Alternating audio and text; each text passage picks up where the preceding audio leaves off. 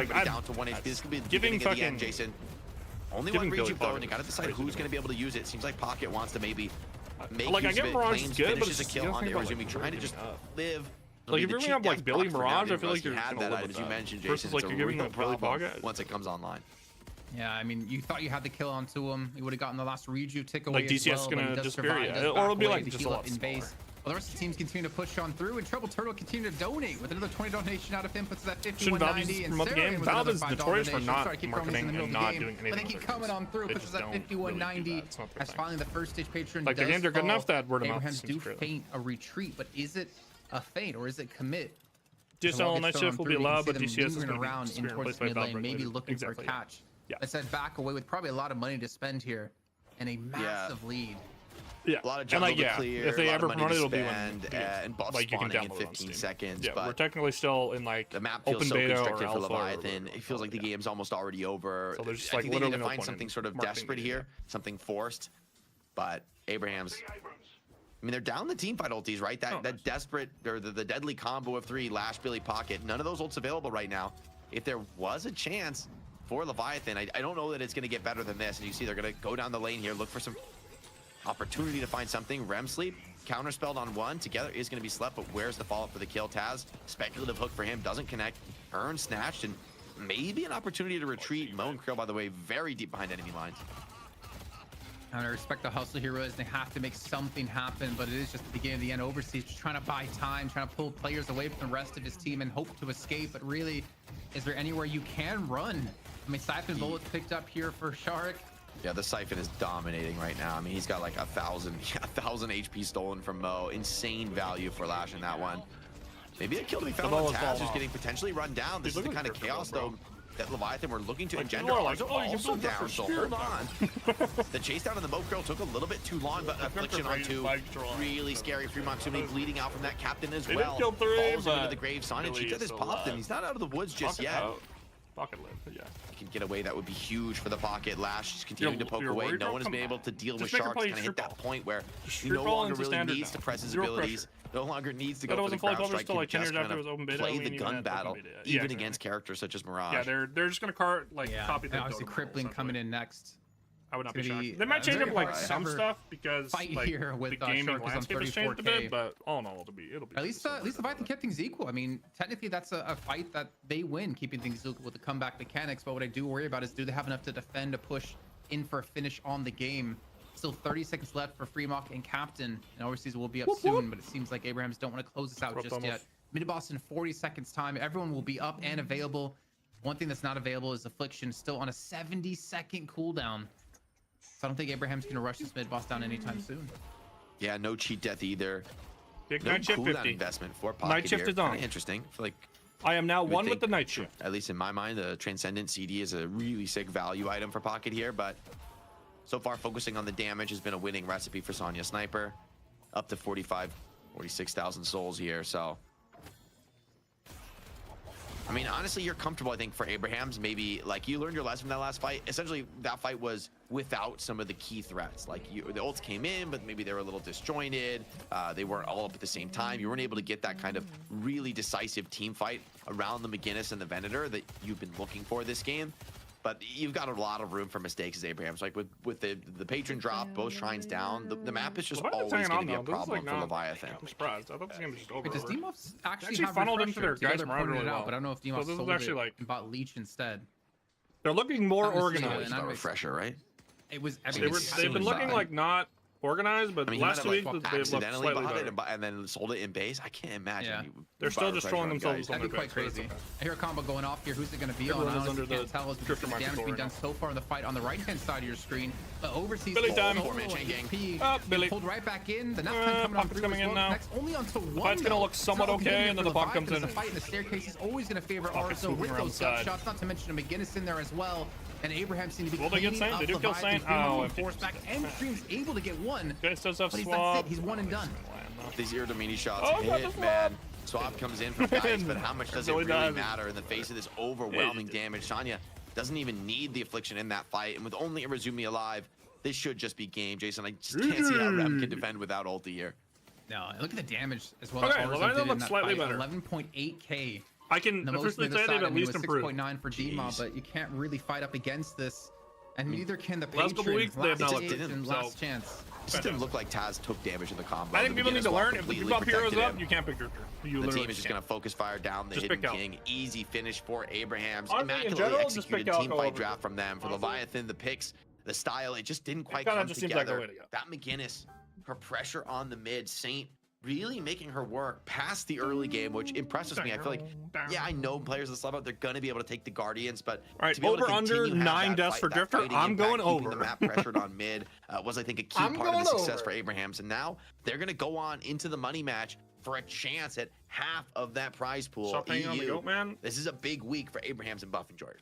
I have come so far. Not to mention North America as well to still come up. He's after great in that MM. shot, He's the awesome. champion match He's a bunch of fun. But going into this this game, you know, I should you be picking him 2-3 in your draft? Leviathan. One thing that does worry me, and I haven't checked, I and maybe refuse to. ZP if he's here can let me know. I refuse to not let the truth be known. Do not pick this shit. Did Leviathan rely on the Moen kill to win the Dead Traps tournament against Abrahams over the weekend as well? Because it seems to be kind of one-dimensional for them. Not necessarily that it was bad in any way. Keep in mind, Overseas was kind of single-handedly carrying the game. It's great early, like 4,000 even though its lane's not great. It's a tempo machine. But it did unfortunately fall off as the game. Its ult is really good for on. Like one. Sonya, he was undealt with. Arzo was untouched. And then things just go poorly. Semi backlines can play like that, especially as you saw in the very last fight. What can you do to stop them? Pretty much nothing. Yeah, I also feel like draft-wise, you know, giving up Billy Pocket.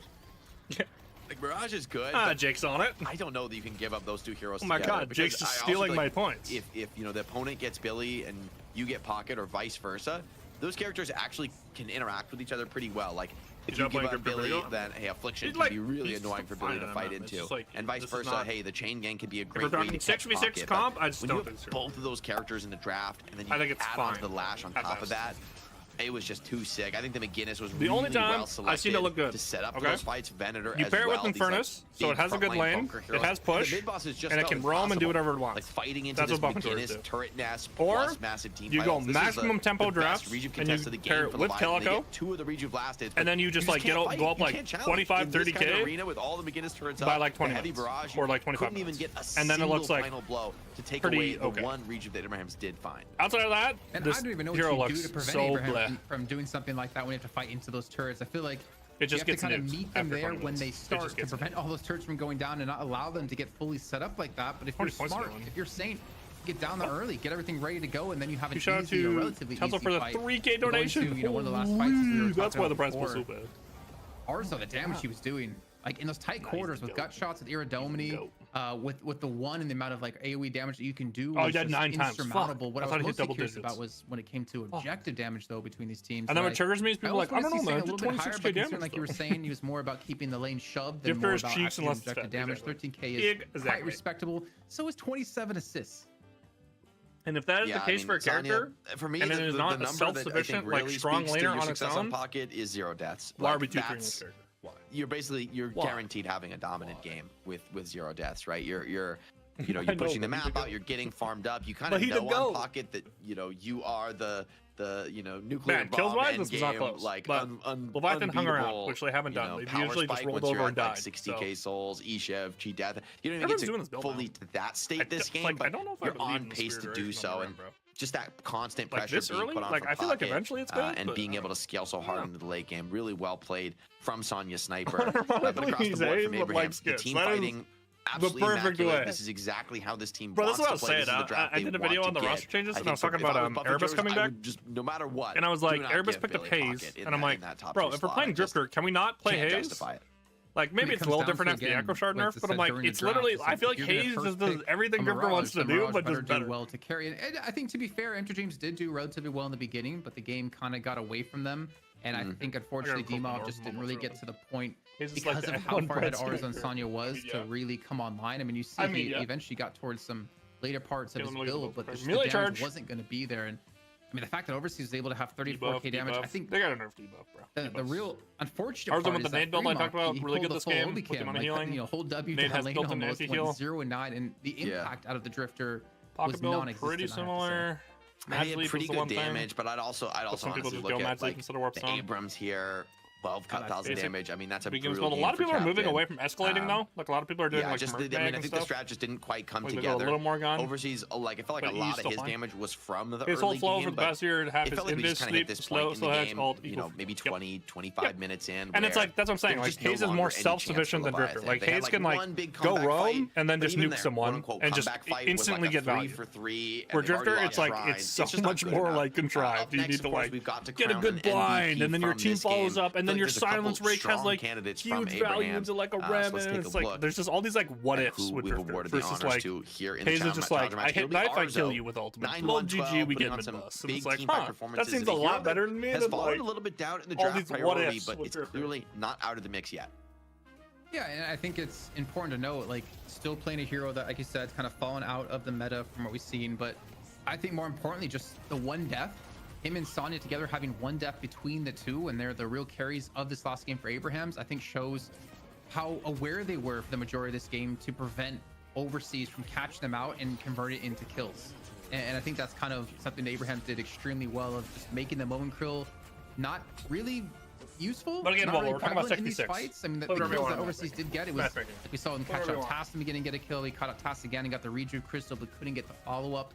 But the combos after that, I think can't remember played how more many of them like a actually spar got right now. kills, Yep. but I can't say it was more than just a small handful. I know he's like plus almost 300 HP at the end, but I can't do that calculation off the top of my head. I even think like with the Man, with the it's just HP crazy boon watching ours highlights changes. so clean with their domain. Like if you start stacking greens later in the game, like Drifter has a lot of HP, and then like say you build like inhib and stuff, and you're just like a debuff stick, like you're just constantly applying like debuffs. The pickoff style, I'd like it way it's more so risky. You know, if the lanes are anything but it's just less like the than way people are playing it. explosively I'm like, dominant, it's really hard to get yeah, towards exactly. that late Max game ram, together was so max punishing ult, on the Billy. silence But wave. it'll be Abraham's going on to Have a face fuck ton of Buffalo, and I can't HP help so but you don't think just that get they have insta-popped the in better fights. shot to take Like, down that the makes sense champs to me. here in EU. These two teams, it's But one the of the way it's being oldest played right now, I clashes just- in the night shift. I'm really I just excited don't to get see it. that. Late game refresher. Okay, now you're overcooking. Now you're.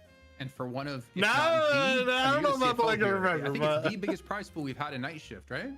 Well, I like the brainstorm. I like the brainstorm. I don't know about the refresher, but this level before, but yeah, insane That's support from the Drifter, community. though. Yeah, Really, I by the way, know, thank you but- everybody for all the donations. Of course, we got to give a huge shout out to I never Tetsio liked if you it, just though. joined us. Like, me Tetsio personally, dropped I $3 never grand on liked prize pool the- this week. So ridiculous. It's just such a big support invest. from one of our longest 15 time seconds of supporters. blind, but then people just and like now to counterspell, really bro. give a special prize pool And then on it's like- night shift number 50. don't It's an know. amazing Like, the thing. blind So is thank you great everyone for the who first stuck with 20-ish us, minutes of the Prime game. Sub, watches It's every week. fantastic. It all comes together. And to then there's support just the like stream. all these And here we answers, are, like man. like more than 5 DB grand on the cards. DB Night shift number 50. counterspell. It's a huge They milestone need for to fix us and a DB huge though, because milestone it's for all like these full players. clint the You say blind, but an unsponsored show, but let's be honest, this is night I don't shift know. number 50. I think sponsored debuff by stacking Tetsio. with the character makes so much more Like, sense to me. But it's over 5K, ladies and gentlemen. We're gonna find out Just who's don't gonna play win the Sports first half Spirit of that Mirage. I prize think there's a pool lot of after characters break. driven As clue that have a Buffalo ton look of to claim potential it, left to like defend that. the Yeah, title once like again.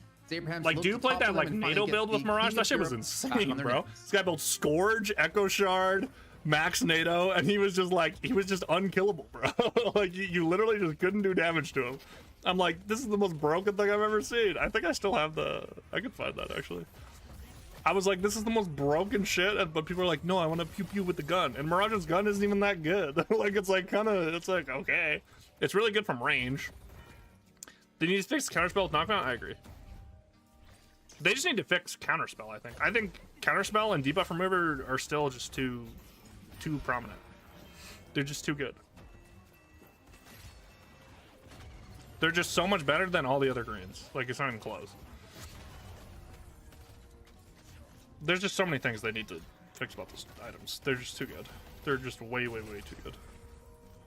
Hold on, let me see if I can find this. I think it was a while ago though. It's when was the split with melee groups?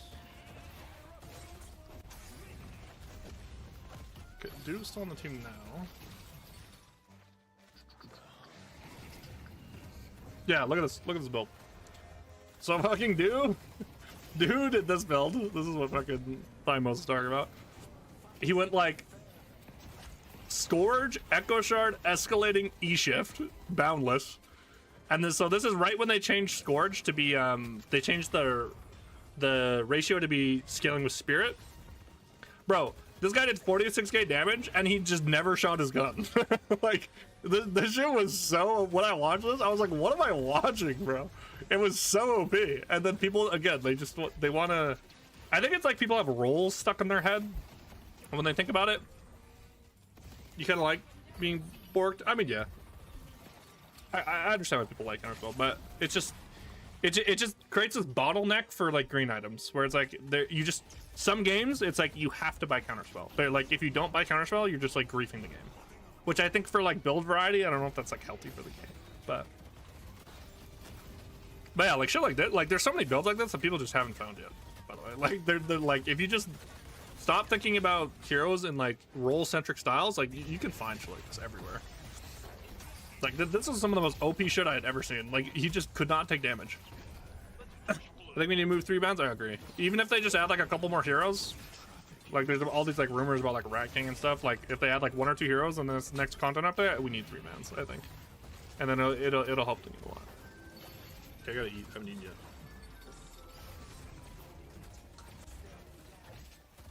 Yeah, and draft variety is like what I like. I fucking watch her every week. I want more draft variety. Like it's way more interesting.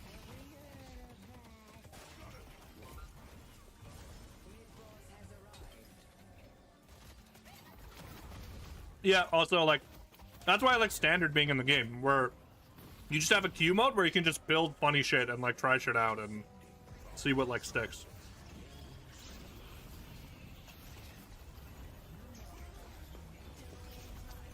Yeah, like I like R1's format, and R1 also has 3 pick phases, which really changed shit.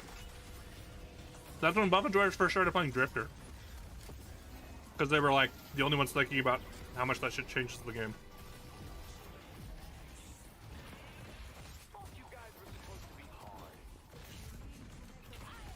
Yeah, you're telling me about that Arctic, the fucking shadowy blood tribute. That's just hilarious. The swap assassin. But yeah, like I think goofy builds are good for the game, bro. It's just fun, you know? Like a lot of people don't play the game super seriously, right? So I think Magic Carpet's great for the game. Like it's just a goofy item that like people have fun with. Team Comp can mess with build variety? Yeah.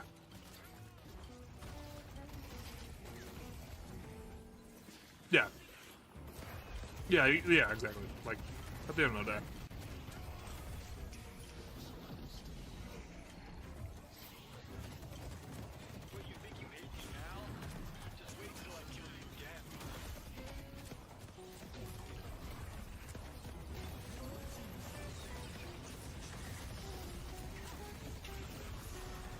Big swap.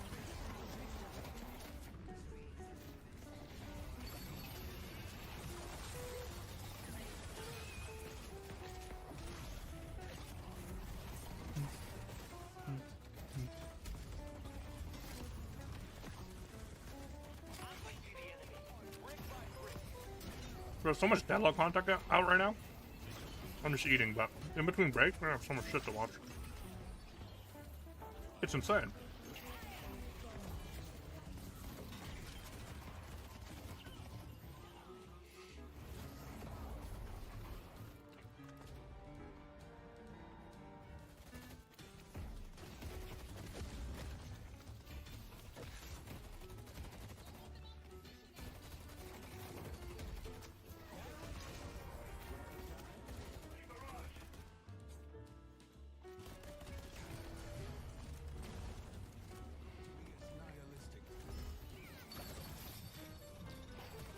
Bro, those rims got ran down, bro. This is hilarious.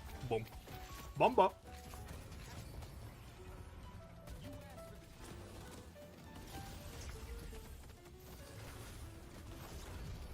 Once again, Mo looks great for the first 20 minutes of the game, and then looks awful.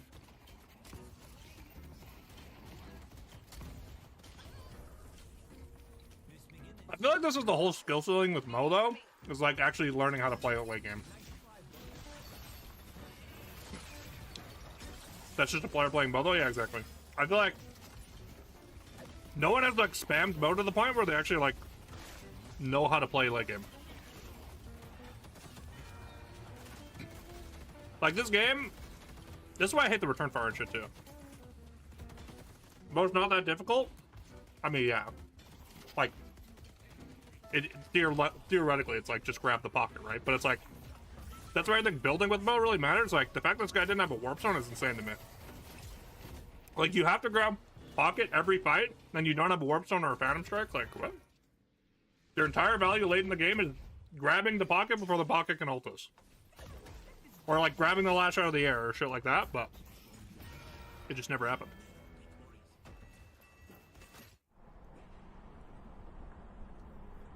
Yeah, you ult, you burrow, you do a shit ton of damage. Yeah. Like, it's play pattern is very simple, don't get me wrong. But it's just like, choosing your ult target and shit, I feel like people don't think about that enough late game. Because again, I feel like people just view the character as like Giga simple, which play pattern wise is Giga simple, but yeah, I don't understand the return fire. I just like I don't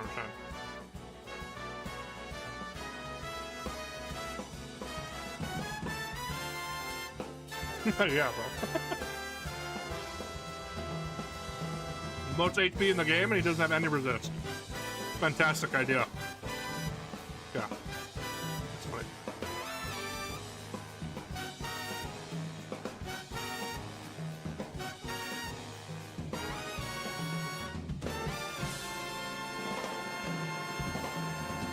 The night shift.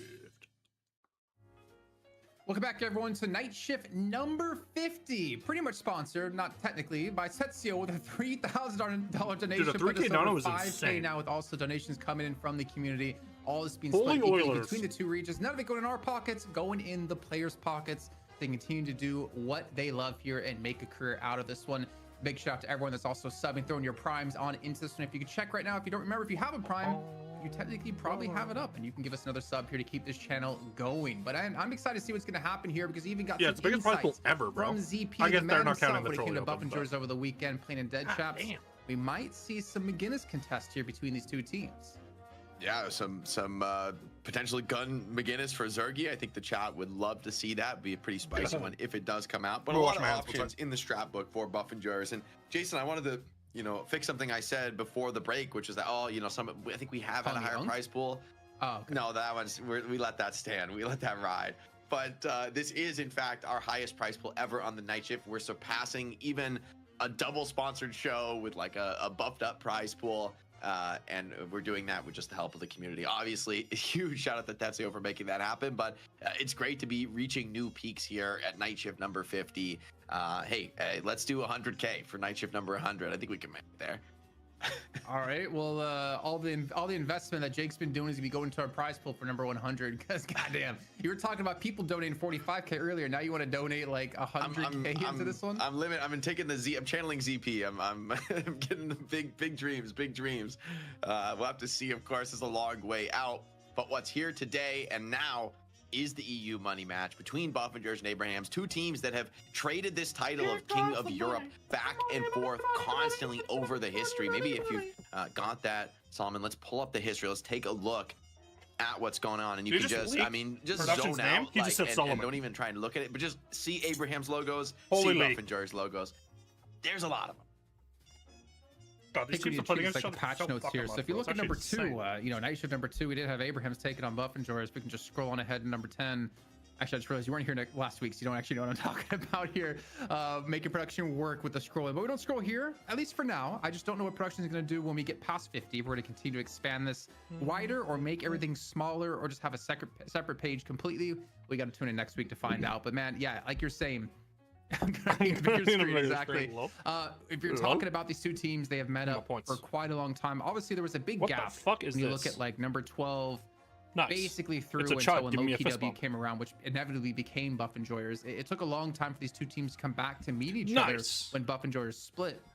But it's good to see these two teams consistently going head to head, and we've been treated to crazy amount of games more locked too. in for this look game. at shift 45 through 48, so that's 1, 2, Brother, 3, 4. you don't understand the full fucking best of 3, then we roll finally I've been broke on that with these gambas, curse, bro. or whatever you want to call it here. As I think I've gotten 2-0 with Hoot back on the roster. 2 gambas wrong in the last like 6 weeks. Today, honestly, No, that's not true. Like 4 wrong but in the I last find 6 it hard to weeks. not bet the house on Buff and Jers because of how I'm consistent cooking. they are.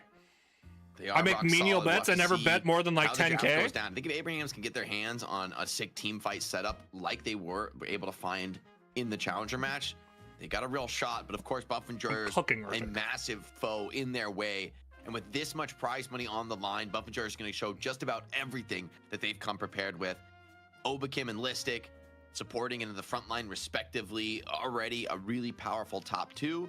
But for Cosmetical, Hoot and Zergy to kind of take the reins, those higher eco roles, and really show what they can do in their respective positions. Vrake has also, I think, really been a great addition to this team on a little bit more of a recent And I watch like the full show. And in terms of the pick So roll, the initiator, the like vision collecting game, points that's for been like 8 another key hours. strength for Buff and Jers. Feels like a team that maybe is leading the way in the meta. Is often the team to like innovate and push new strategies that end up becoming dominant in the overall metagame. So always a fantastic team to watch, of course, coached by Lightbringer, who, by the way, little plug, will join us tomorrow, Thursday, same start time, 1 p.m. Pacific, for our Dude, I'm so glad the Graveyard Shift is free now. I've been listening to it every week. So come in if you want to learn. I enjoy hearing from Mr. Lightbringer, smart guy. Players in Deadlock, about the way the competitive meta is shaking up, what we're seeing in competitive play, all of that and more will be covered on our podcast tomorrow starting at 1 PST. So a little plug for y'all. Be there live. I mean, you guys talk about some amazing stuff. I was thinking when I was looking back at the graphic. Time for these two. When was the last time Buff and Drawers lost when Hoot was playing? Because Hoot didn't play this week. Hoot didn't play this week. Or this week, sorry. When is the last time they lost without Hoot? It's been a long... Leviathan, I think. Teams come back to meet each other, but it comes back to the Venator. Those fucking Swedes having social lives and caring about their families. Some stats here to show off like how Pocket's done against like their Swedish, right? Or is he Finnish? I'm really curious when we get into this matchup if Pocket does get drafted. But I feel like this is the one team Abrahams cannot consistently draft Pocket against, because this is the only team out there that they struggle to hit more than 1 mana afflictions consistently, or even any mana afflictions. That's happened several times. Nice. Empty Dreams. Yeah, got this it right. Really sick. I think at matching up into the team fights, I think their understanding of the game is really top tier as they play together. And for me, that's kind of like the ultimate form of Deadlock, right? Like, it's one thing to be good on your role, to be a strong laner in a 1v1 or a 2v2 scenario, but it's another thing to be able to really see the game as a whole and navigate these team fights. Abraham's, though, for me, are one of the best teams content ready. There's so much good Deadlock shit. Like, I think they're one of the best teams in the mid-boss. Everyone came back for the big update. I see them make really aggressive calls there, and very often come up with the win, come up with the lion's share of the rejuves as they emerge from those kind of team fights. So eyes on them to draft these heavy team fight setups. I think that's where they look the strongest. I'm curious to see what gets contested and really what has changed, because I will say Abrahams, they come into this as the challenger, so they're going to get draft prio in game 1. And I wonder, I mean, I didn't know they did that for a long time. Game. Would they try to run that back again, or do they have a different take on how to match up against Buffett? Okay, first we have the ban. Fantastic animation. Actually, it was Holiday. Yeah, so for a Holiday ban, did a box run video. I feel like they banned in a way to allow them to get the first 2 picks there that we saw. For sure. To make something like that happen. Cyrus made a video. I haven't watched it. They do that up against Buff and Drawers, especially. I mean, actually, Abrahams chose to go second pick, so they're looking. Considering hands are going second pick here, a lot of teams have not been doing this, but I think what you saw from the first game, where they do like a throwaway ban, like not a throwaway, but like a less prio ban with, say, like Holidays becoming more meta. And Buff and Drawers ban. It is interesting because Abrahams now they're almost obliged. There's like Buff and Drawers actually were like down to play in the pocket for a bit, but now they're like the most first ban hero in the last few weeks. It almost never gets through. So I would ban Billy if I'm second side, unless you want to do the mix up. And then go but it's always banned. So I think a lot of teams are doing that against like teams they know they're better than, like they just did against Leviathan, where you do like a Holiday ban, and then you get like the combo of like Billy, Billy Pocket. Team it's just like they so can do insane. with a doorman also just get like giving up that pairing though is from also a safe position. You just cannot allow it. Yeah, but this is what I don't get though. You let them get Billy, and then you don't get anything massive off the back of that. I feel like you get Mirage. You get Mirage +1. I think Buffeter has just responded really well. I agree with Jake. This is why you do the throwaway ban here if you're gonna pick second side. That's what we're literally just saying. Like, say this is a Holiday, and then go Billy, and now you get like Mirage Doorman. Like, that's pretty fucking good. Was that Listic 7-0 on Billy?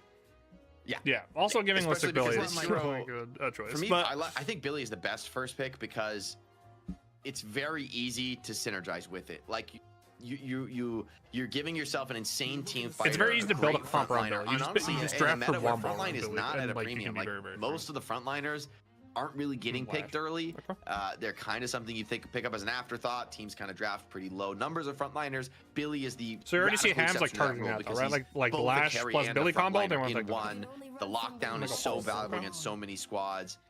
Lash and Mirage. You could see Holiday climbing prio now because of the Vistas nerfs. A lot of people are just doing the Express Shot Mystic Shot build though, and it's like still really good. So Vistas prio, I'm surprised it's fallen as much as it has, because I think that last time out of Abraham's up against it's just not as like plug and play. Allowing you actually have to know what you're doing. That strong pick already, and a Geist as well, and Furnace has just fallen off the face of the earth. I think you're going to see an Infernus here now. Pick across I don't know if they want to go Infernus on 3 though, but Infernus is always the answer into Geist. Initial 3 picks, and it got banned out just on the turn in the last game. But you can see the success here that Geist very has had, and natural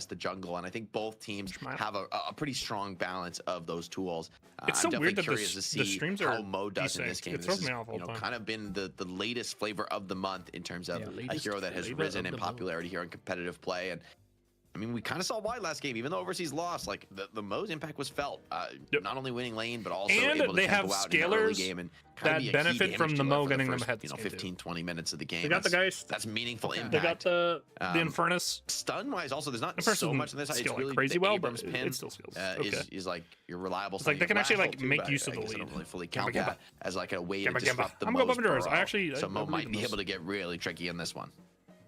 So I believe in this comp. This is a good team. we actually, so the draft might have been the other way around.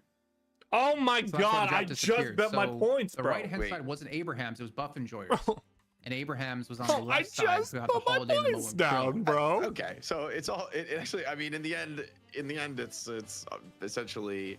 Bro, still the I same just dynamics we were gambled. discussing, just a different team piloting that. So, Was reset. you know, it doesn't surprise me. It doesn't shock me. Bro, I Yeah, I mean, just I thought the gambled. one thing that was interesting was seeing the Oh Low my and Krill fucking for Buff and GG, Joyers, bro. which we now know Oh it's my not them, fucking 'cause GG. I didn't really expect them to pick Agreed it. I to didn't me, know who would bro. even be on it. In my head, I was like, is Okay. this going to be a Hoot, Mo, and Krill?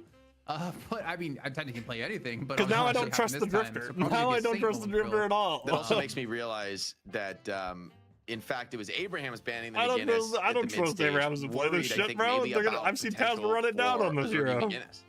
In the threat of the gun McGinnis that you were talking about as something in the draft. So And then when you think about Um, comfort picks, like, oh my god, they got so looks much like comfort. we've got it resolved. Sorry about that, guys, but I think Does make it more also sense, comes to be fair. together. Did they reset the well. gambit? They better fucking reset It does. I think together They reset- getting the oh, no, they Billy. didn't. I mean, Ah, yeah, he they're was disgusting freezing me. last game on it. They're I will fucking say- freezing me, bro. I do kind of like. Okay, I well, I thought it was together above is the still draft, really but I good do kind of ability. like the Abraham's draft a little bit more. Arzo I is think Geist they and still Jordan. have enough team fighting with Billy and Infernus. So I think they're gonna put Shark on the holiday. that the pickoff game from Mo and apparently Holiday that's has a not real how you say his backup behind it. Like if Mo and Holiday are coming in looking for plays, you can't just like turn around, respond super aggressively to them. Like It's true. if I am betting together is on waiting in the wings, Buff and Jordan you anyways. could really fine. get pulled in deeper than you intend fine. to.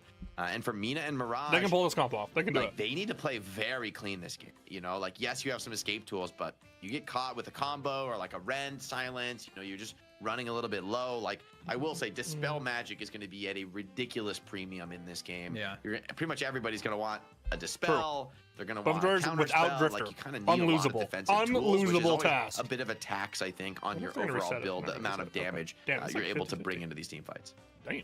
So if possible, then production, can we get the? I don't know if you can do this when they're already drafted. The win rates for the heroes, like we had before. Like so we saw Listic was 7-0 on Billy, right? But I want to see what's the win rates across the board now. If we can possibly do that, just to get an idea of what could happen. Also, big shout out to production and ZP here because we did refund your prediction points. Oh, once they we did? realized the teams were the wrong way around. So you guys get your predictions back in. You got all your points back. No, Want to what? change things up? You can. It's This looking is- pretty damn even from Wait, what I this can he's see. just lying. Oh, here we go. Here we go. They didn't. So He's together, just lying. 75. Oh my god, they're coming so quick. Oh, holy Voice shit! lines. 16 for Arzo. Whoa, all at once. Signs are crazy. Oh my god. Oh my god. Oh, Oh my god. This is too much. it's all This is too much flickering, information. bro. I'm having a seizure. What's going on? Yeah, no. 4-0. Cosmetical 2-0. Maybe Oh, I refresh it. can't. You're Pause. right. Pause. Freeze frame. I'm getting dizzy. I'm getting dizzy, guys. It's okay. Production Turn your brain off, started. everybody. Still Turn your scammed. brain off, everybody. Still scammed. I'm We'll getting figure it information out. overload, man. I'm not getting It's dizzy. fine. Okay, here we go. We can fine. hold this. Perfect. So we can see, yeah, Zergy has been playing Lash a lot lately, funny enough. But again, you kind of see the flex between like all the fact that like each of their heroes have 2 or more except the Lash is kind of insane for Buff and Jars. And you look on the other side, there's quite a few overlap between Shark together on Billy. Obviously, Holiday's been played by a couple of different players Yeah, as it's got well. so many and Twitch Furnace, notifications. we Everyone's see him going being live shifted like right around. now. Holy We don't shit. know who. Well, I think Mo and Krill's the first time, yeah. So we Wasn't don't know Shark who's was a gonna Mo go. player a lot, like back in the day, Buff and right? When Jars, he was yeah. playing for Buff and Jars, he Here we was go. like a pretty confident Mo. I would think Holiday is a pretty straightforward Taz hero, or Yeah, no, together sorry, is Taz is really on good. Drifter, which another good He's hero really for good. him. But it I does, think I it's guess, Shark leave some Holiday, right? options. Yeah, it could be Shark Holiday. Saint on Mo and Krill. Yeah, maybe Saint Mo. He's also They put been Sonya on an a- experienced Mo I from must have missed that, times past. But Or Shark Yeah, is just just the like, Drifter game. thank God I don't have to play I Mo just don't anymore. And remember. Yeah, Saint's ours was willing to good do at it. the- That's the Ghost I too. swear that's all he played with Buff and Jars back. This in is the like the day. best comp I've seen built around Mo Drifter. They had him in Mo jail for a hot sec. Like strong Buffingers, lanes, though, front 6-0 line. recently with Mirage. That's a pretty scary stat Good pairings line. with Like, it. They don't lose with this hero.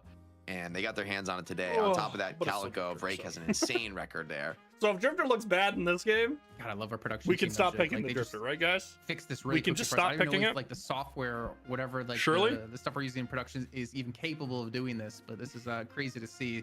But hopefully we get in a game soon This is and great. see how this one's This going is to break fantastic. down. But yeah, it does kind of make you rethink everything we talked about in the draft, considering we kind of thought it was Jordan's the the other only way one when around. Vrake's But playing Abraham's Calico. Interesting. are prioritizing No one the else can Billy pull it up. and giving over a couple of heroes themselves. But I didn't expect to see Lash picked. necessarily in Undefeated top on two. Mirage, the Buff and Drawers on this patch.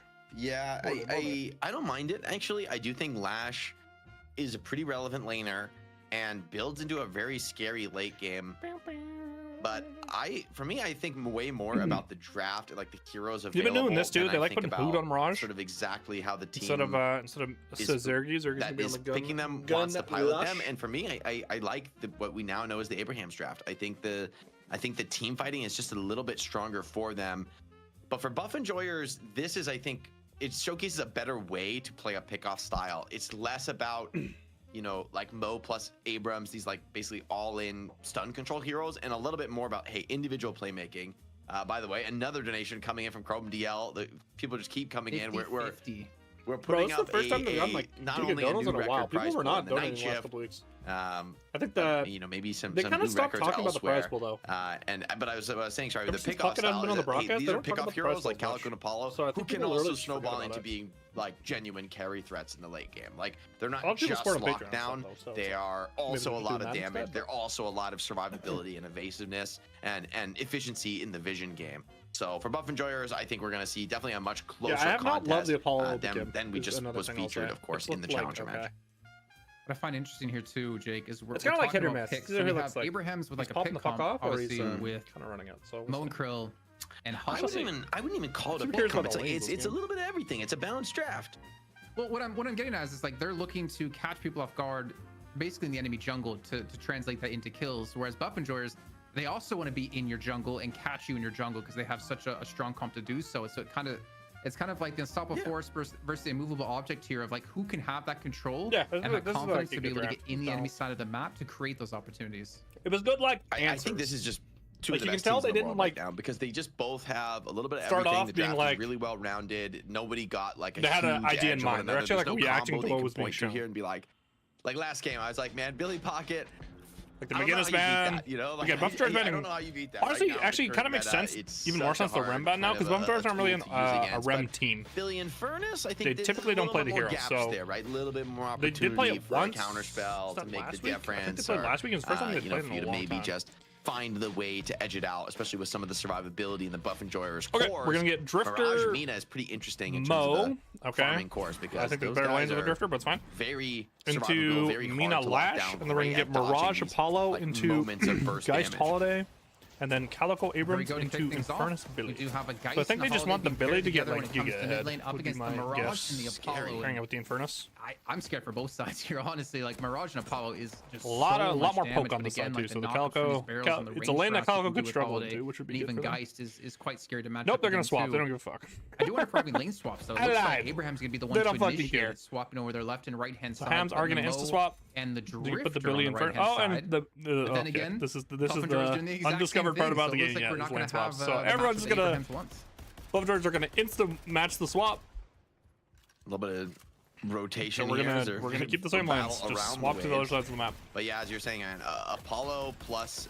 So eventually, Mirage, people for will me, learn that's, to like, start maybe the contesting lane strongest swaps. lane in the game right now. I mean, it's Because or certainly else up this there. just keeps happening. I Where will say now they're Geist gonna is a swap pretty back, and they're just solid gonna hero keep to swapping, and respond to it then with they're gonna because match the Geist swap, is and da da da. Really nice. You build Sooner or like later, maybe 2 or 3 of teams these will learn like cheap laning level 1, regen level 2 items. advantages like they have in other MOBAs, and you will just fight in the subway. You will literally be like, we have a better level 1, level 2.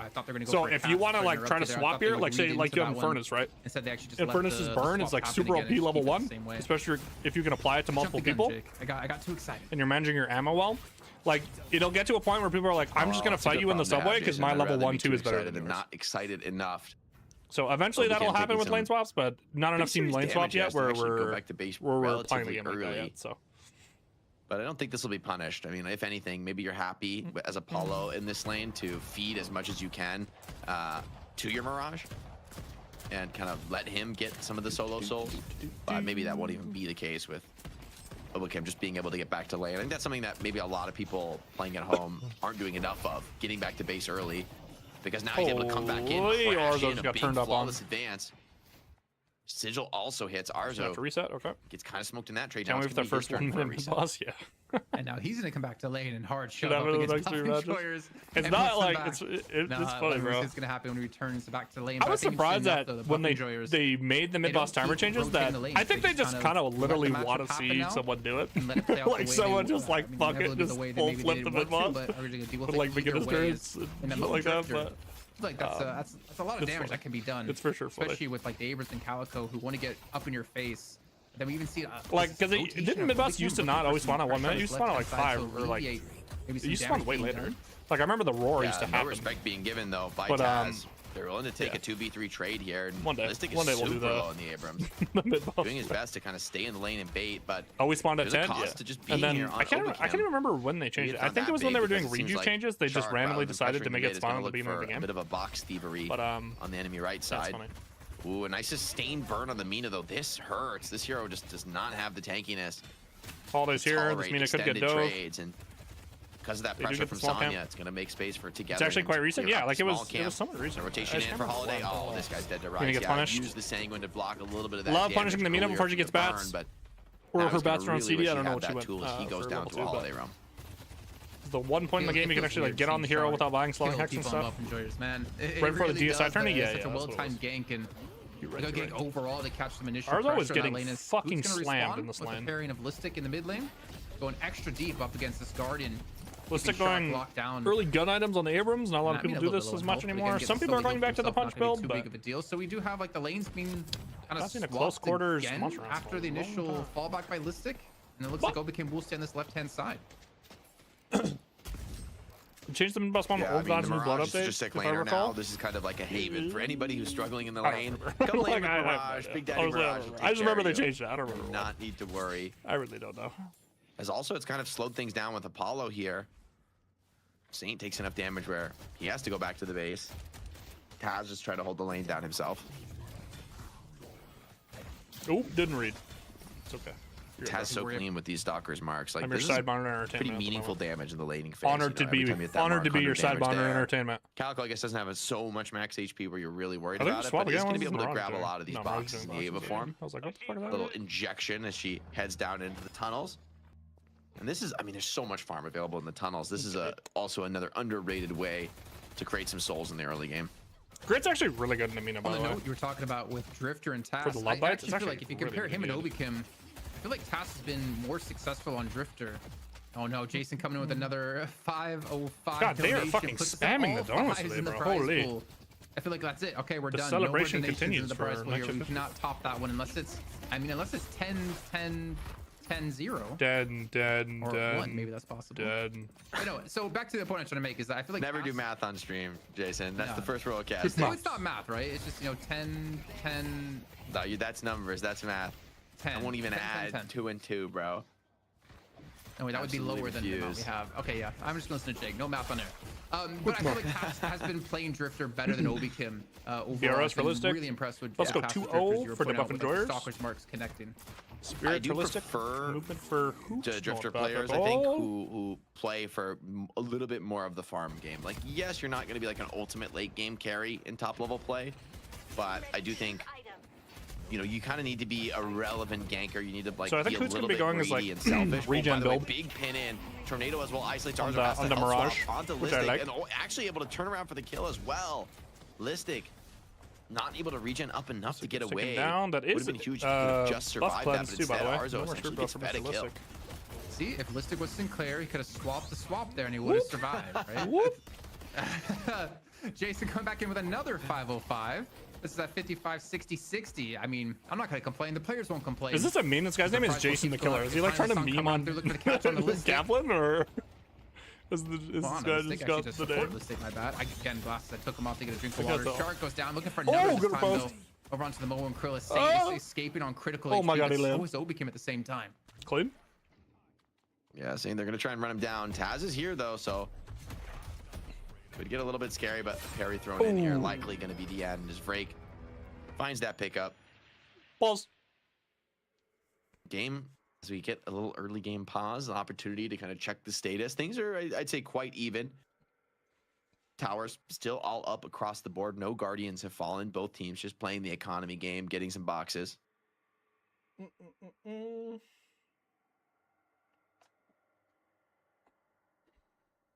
Really interesting. Habs were like very adamant about playing this we have the players Billion Furnace line. I think they kind of knew they could get the Mina behind. After what happened, they knew they could just perma get on it. Not Think about dots on Mina, or they're really strong, like the Inferno Burn and stuff. Discussion for another day. her HP pool is so low. So even if she wins the initial trade with you, it's like the fact that you can get a burn on her and get her lower HP is really, really nice. Shark coming on, especially before she has like her the pressure's still points in a rake where she can just clear the small camp and heal up. They're looking to build up quite a big lead here on the right hand side and maybe an early tower. Resto Locket comes in for Hoots. Curious how many Resto Lockets will be this game. Getting attempted here on Taz. As we got Drifter and Calco in this game, whole lot of dueling and a holiday. A little bit of damage. A lot of early mid game dueling. With the help of the seismic slam from Listic, who's also healing up in this trade. Shout out everybody for the primes and the donos today. The support has been amazing. We're here, guys. If you're just joining us every single Wednesday, same place, same time, with the best teams in competitive Deadlock invited to compete. This time for their share of over $5,000. Over $5 billion. Oh, that's a dead Mina. Slowing Hexes has already been acquired for the Billy. Oh, she gets out. 3-man. Off sync and a huge death slam comes in to trade this one out. Oh my god, Zergy with the counter engage. This guy's fucking pro. Nice off from Zergy. Holy shit, I thought Mina was dead as Huge play out of Buff Enjoyers. Just a little bit off sync. Sonya, downside of that Infernus Billy combo is it really needs to be prepared ahead of time. Good read though from Sonya. Does it bait into the like honestly, I think with the item rework, they're gonna redo Shred in general. I think Shred is like way too OP. It's just so cheap, man. Down and controlled. BRS. Parry comes through and Obi can. He may be dead anyway. Weakening headshot. Like Shred in general is just way too cheap. It just makes resist really bad to build. Just barely gonna survive away from those minions. It just doesn't feel good to build resist. Buff Enjoyer is still winning out in the end on that. Like the only time you buy resist is if you're gonna get like literally like instant. Still get a really good team fight, but I will say the fact that last trade kind of goes being like a real huge tank, like significant salvage because Sinners are still up on this side of the map. That's a meaningful objective. The relationship is not what it needs to be. And even though your tower is low HP, it's still an active shop that lets Infernus like Billy spend their souls and stay on the map, which has an 800 buy into it too. It's not. The shop's gonna stay much active, much longer. You can tell because like no one really builds the other punch items either. It's like all the other punch items fucking suck. Melee charges I think better than people think, but all the other punch items suck, and then Spirit Snatch and Spirit Strike are just so good. Cost on the price is the Dust Devil away in time with the Slowing Hex falling off. Taz over the top, they're surrounded, the combo comes in, Mo and Krill. Wait, doesn't quite get the kill? How does it live? What? Yo, look at this. Okay, so this is like, again, this is who's like... I was already looking for the next kill, counting Resto build. So he was healing the entire time off of his Scarabs and the Mystic Regen, and then he just pops his login. This guy just never fucking dies. This is why Buff Enjoyers are I've always liked this build on Hoot goes, and then he goes Headhunter. Like he goes like maximum sustain. Combo with the darkness. It's really strong. But he is just TP's farming up tempo by Hoot. Insta here for Urn. Like they're gonna have him run or break. Resto Lock's being picked up again, something we didn't talk about yet, but Resto Lock. They're gonna be able to pressure this Walker now too, or Guardian. Especially out of Buff Enjoyers who if they want to. No, Hoot just insta goes back. I still like the TP though, even though it's like he's kind of wasting his tempo. It's like to guarantee the urn. Because you have Calico. Calico's gonna like just dump this Giga fast. We have seen teams contest the drop off a lot more than they were before though now. Out of Abraham's. Especially with a comp like this, like you want to be doing this right. Keeping quite a few players yeah, Billy, you got Mo. But they can't deny the 4K lead that Buff Enjoyers have. With Cali, it's like you with Ava, you can like scout people out really hard too. Plus, you're just scouting, and now you can get a free dunk. Really focus the economy game. So this actually, like, tempo-wise, is Buff Enjoyer's favorite because they pull 3 this side to do nothing for a bit. And then it gets Shark killed. This is just good macro. They get dunk and they get the Guardian. More kills to him. These guys are just too clean. With the they just played it perfectly. Didn't into rush, didn't try to insta dunk. The game is starting to feel pretty scary for Buff Enjoyers, or rather for Abrahams, because Buff Enjoyers are just Apollo with the Resto Locket too. I'm honestly, all right, Skeletor, I'm kind of annoyed that I have to relearn all the items all over again, but at the same time, it's like, I think we are just starting to see like the problematic nature of a lot of the items in the game. There's a lot of items that are very hard to balance. Resto Lock being a perfect example. Oh boy. You know what? Whatever gets people like, donating, this item's either like turbo OP or never lead for Buff so it's like, when you think about like the health of the game, it's probably good that we're specifically they're enjoying them. Gun buff for cosmetical is great. Sonya going to go like green furnace attack speed and ammo size, both things that you really love to use. $50 from Mootcans. Surprisingly, you went extra regen. I think when you do the spec, I like extra health a little bit more, but he probably maybe just needs the regen for his lane. Abraham's gonna get them a little bit extra health grid is actually like insane. 800 pairing to get your spike because you're always gonna go kill lane, and then a lot of people go lock it now.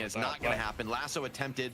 Sanguine, though, well-timed, but that ability... Like, every time those changes happen, I'm just like, it must be like it's early alpha, they just want to trash it out, but Nox Nostra it feels like we're getting to a point where we need to not do many reworks like that to balance the game. Like, it's just not a good idea. And cosmetical now, albeit maybe sometimes looking at Hoot with the Dust Devil before, but the Sanguine retreat, the Dust Devil making it so hard for Shard to connect these lassos that I'm surprised the drop in Cryo of Warp Stone on maybe on one lasso. I think it is I don't good, think we've even seen it hit a lasso yet. He has hit a lasso. Back when Mirage talked through 4 patches in a row without a single nerf while being #1 pick the last month is crazy. Yeah, like Mirage is just for getting that one. I think Shark might. I don't think they know what to do with Mirage. Yeah, the last one's Is like my only explanation for the Mirage. I think they just know it's really OP. Skills on the side of and then they keep trying to like.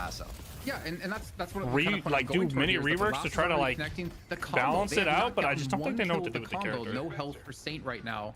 I feel very similar about Shiv. I don't think they really know what to do with Shiv. Holiday hasn't really netted Abraham's anything. Make him a purely macro hero, yeah. To counter these ganks like every single time. Okay, of course, Catchers comes on. I think they're too worried about balancing heroes at all skill levels too. Out of the entire game of 17 like that was happening with Mina for a long time, where they didn't want to nerf Mina because Mina was so bad at lower ranks. But I'm like, I feel like we should just accept that some heroes are going to be bad at lower ranks. Like they're just hard to pilot. Like I think that's fine. They're split farming the entire map right now, and so I think that's something you have to accept. Like League accepted that like very early on. I think it helped the game for a long time. Isn't he double tornado or inhib one? Yeah, like it's just clearly overloading his kit with that stuff, right? So. At this point, I think for Abrahams, they gotta I feel similar about Shiv. I don't think they know what to do with Shiv. I feel like they just don't. Assist you. Like I don't even think Shiv's bad right now. Like everyone's saying Shiv is bad. I don't think Shiv's bad. I think Shiv is like maybe catch. Good counterspell here on the still pretty good. Down. But like if you go to the Deadlock wiki and look at Shiv changes, it's like a novel, bro. You can just scroll. You can like soul scroll, like slow scroll for like.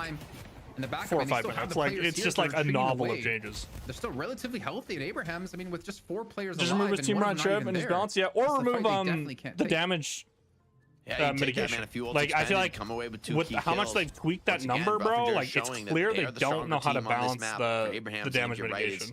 Like it's just game of the pickoffs now. It's like you have to like remove. That's the thing though. You have to remove things from the kit and dodges available, and then just a little bit of a harder combo. Accept that the hero will be naturally worse.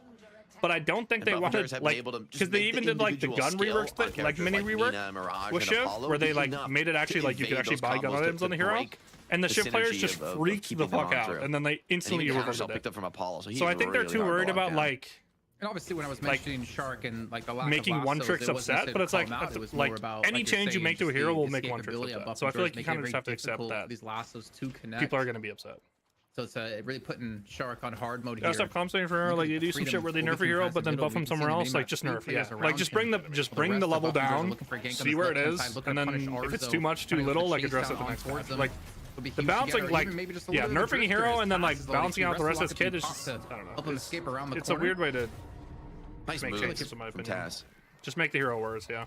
And they're gonna try and collapse on this with Mo. Combos up in a second. Veil Walker available. He's moving fast, but let's go back and clear the wave. Doesn't see an opportunity to catch a retreating player. Buffenjar is a little bit too quick on the read, not overcommitting to the Drifter kill. Arctic, have you seen the fucking knockdown warpstone thing with Mo? They would almost let the rift go and continue to push. It's like a fighting game combo, bro. That shit's so funny to me. You're not really going to contest this. If anything, you're going to refight off the back of it. Everyone's bouncing around, but the heroes beat A. Go time here for Mobility is OP because he's like DLC. Yeah, exactly. Down to 1300 HP. And that like when. That's what I'm worried about with like hero releases. That happens in every MOBA where it's just like they start making these more like complex kits, and then like it just causes you to have to rework the initial hero's release because it's like. And being dead with at the time that they were made in the game, it's just like their kits were just so much more cycle your life for not fleshed out. The rift was capped, or didn't have as much like meaningful comeback. Like League has a huge problem with that. But in the end, the wave cleared up. No real attempt. Like that's the point with League where they should have accepted that they needed to start reworking characters at like 3x the rate they released heroes. Well traded here, but they got caught in the cycle of like people come back for new hero releases, so they kept releasing new heroes, and like it just led to this thing where there's all these heroes that are just unplayable now because they don't have enough in their kit compared to other. Pretty consistently pushed out for them, and Abraham which I think it'd aren't be a able to problem really with come up and Deadlock take these tests. You can see, okay, Holiday's looking for something. Which is funny though, because that's like that's the argument for the mini rework stuff like the Yamato grapple, where it's like backed off to the base. you just like essentially give like the kids like steroids so they can compete with other kids, but I don't think that's like a good way to go about it. How strong it feels like the difference between the two teams at the moment, where Buff and Jars and Mighthead feel pretty far ahead right now, more than 10k in my eyes. Yeah, it definitely feels that way. It feels like every trade is responded to, but part of that's just the skill of Buff and Jars, unreal beyond the team comp, beyond the tools that they have at their disposal. This is just a remarkably effective team. Obacam has been doing great keeping this mid wave it's like push you out just put forever. everything in the kit. Like it's the thing with Wraith too, right? Like they do some Wraith is hyper mobile, slowing X, but has like built-in sustain. Like Wraith, like in League, the whole thing was ADCs for the most part, are hyper squishy or immobile. Like the marksman model is that these heroes are going to have clear weaknesses, but like no connection with some heroes, I believe that was Task Eternal Darkness, but Wraith is very, how do you counter ability? Yeah, that's true.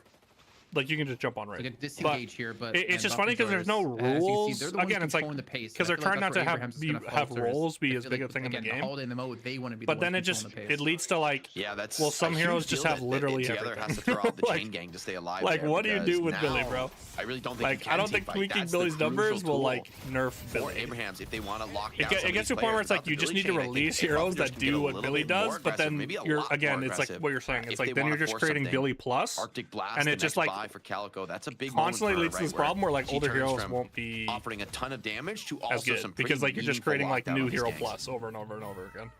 Honestly, it's a weird problem. I don't know how you solve it. It's kind of hard. With chain gang being down, it's hard from a game design again, it's not necessarily something you want to go for right now. Consider Abraham's one of the holy best. Holy shit! Lash is 41 buffs.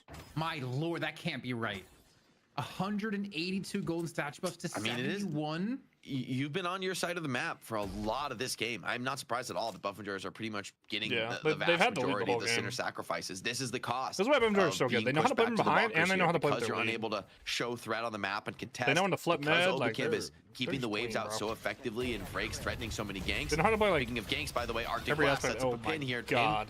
Not even necessarily needed to connect. The Saint just gets evaporated. Mo does not feel tanky with this much bursting on the other side. Mid, bro. That'll be a mid boss call for Listic. I wonder if they'll commit for this or just go for the roar.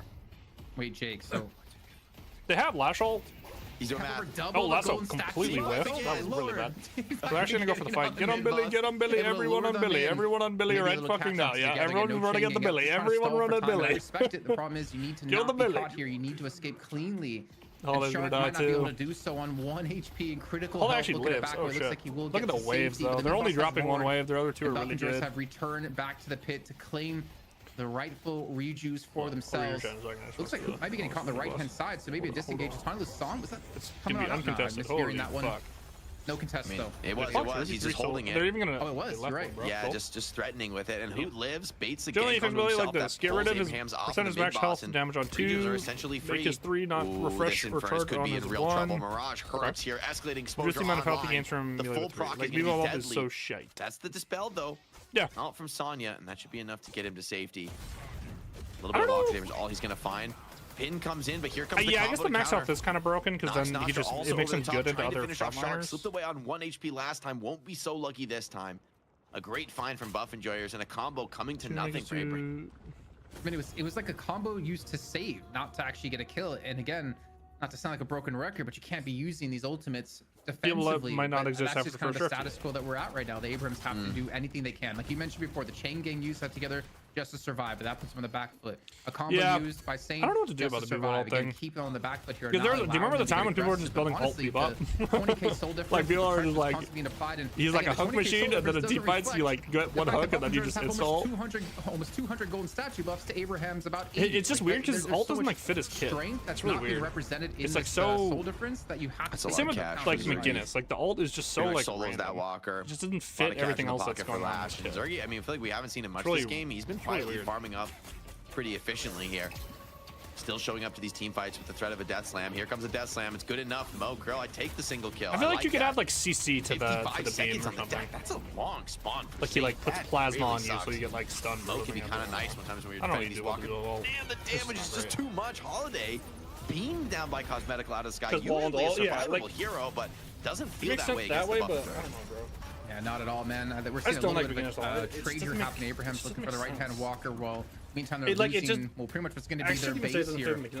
I just feel like it doesn't fit the base of the game. They also have an unstable rift. Like it's like this zone control ult. Test for a bit of time to make sure they don't retreat back to the base because shrines. On the menu. I just think it's like when you build McGinnis, it's like people are building McGinnis now. Like some people are still going EE, but a lot of people are just like, I'm just gonna like buff my turrets and then have like a good gun, and then like max my 2, and then I'm just gonna completely not use my ult. Like I feel like whenever that's happening, it just like the ult isn't fitting with no problem as plenty of AOE damage for that. Especially when that's like one of the like better ways to build. One Shrine's going to be going down. But then I also hate alt Just max hold builds. that. So, It might be survivable I here feel like for I just Abraham. don't like Buffenger is almost hoping to get more I of don't a even know. fight off. Not necessarily. Gossip's going to be going in deep. Can he get the connection? Break is down. That's the last rejuve. Maybe a chance now for Abraham's, but just a shred of one. Buffenger is still healthy, still looking for the trade. Infernus doing everything he can, putting massive damage down. The heals are huge in the chaos. Zergy also getting ignited, but the Italian Sana on shocking they stopped putting Buffenger Sonya still on have I feel like HP he's to for fight sure their for. best Abraham so low across the board. You can see that only ends retreat up back 1 for 1 together's low as well. Buffengers, maybe they're backing away from this one. Noxbuster coming on through, looking for a connection as again another lasso here go off and not connect on the cosmetical. Yeah, like Infernus is spiked now. He has now Z and overflow. Oh, he riposted the Mohawk, bro. Riposted the combo. So sick combo repose, but oh, he still died. That was Still sick, got a bro. little The bit too timing deep. of that, holy shit. What a riposte. Holy fuck. That was death's crazy. better than what could have happened. Though. Oh, that Phantom Strike is a back-breaking item in this game. Given how strong you are in Buffengers, when you're able to get a catch, it almost always goes your way.